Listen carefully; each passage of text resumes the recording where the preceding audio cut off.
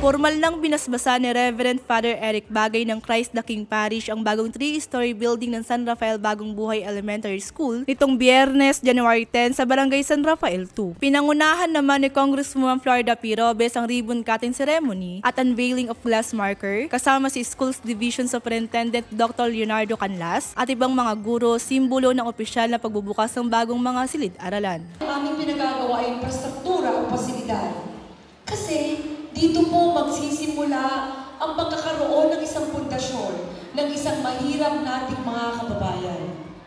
Sa pundasyon na ito, ang edukasyon ay napakahalaga sa isang mahirap o sa isang ina o sa isang magulang na kamukha ni Ate Rida.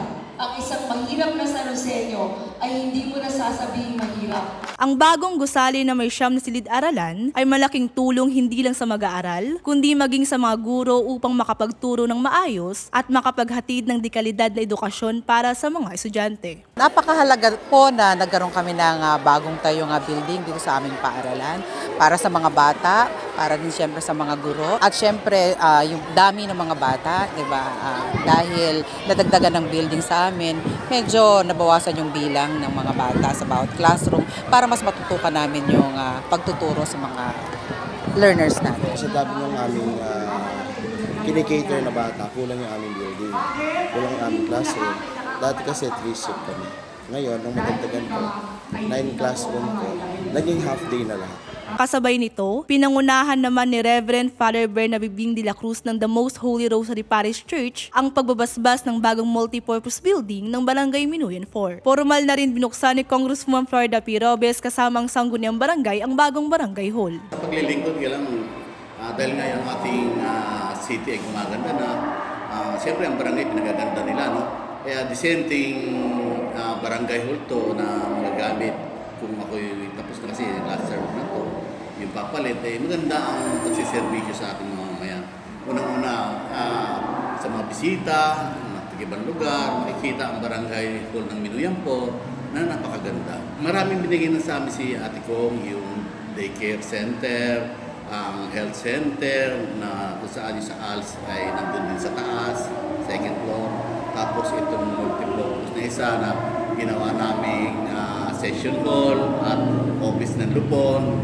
At ito, siyempre sa office namin, sa pagsiservisyo.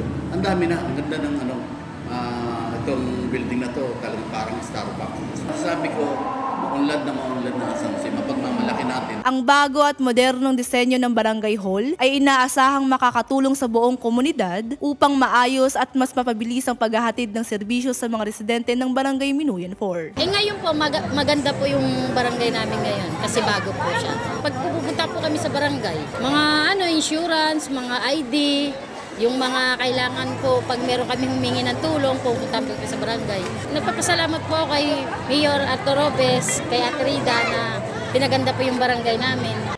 Bagong taon, bagong pasilidad sa The Rising City ang hatid ng magkatuwang sa serbisyo, Mayor Arthur B. Robes at Congresswoman Florida P. Robes. Hindi lang ito simpleng gusali, kundi simbolo ng asensong ramdam ng lahat at epektibong paghahatid ng serbisyo at progreso sa bawat pamilyang Sanosenyo. Para sa Balitang Sanosenyo, ako si Aria Mobrianda, Public Information Office. Thank you for watching. Para sa napapanahong balita at impormasyon, tumutok lang sa City of San Jose del Monte Public Information Office Facebook page at iba pang mga social media pages ng City Government. Para naman maging updated sa mga aktibidad ng magkatuwang sa serbisyo, Mayor Arthur B. Robes at Congresswoman Florida P. Robes, i-follow ang kanilang mga official Facebook pages, YouTube at TikTok accounts. Check nyo na rin ang ating website, csjdm.gov.ph. At syempre, huwag din kakalimutang mag-like, comment at share ng ating mga contents. Maraming salamat, Aria San Josenyo.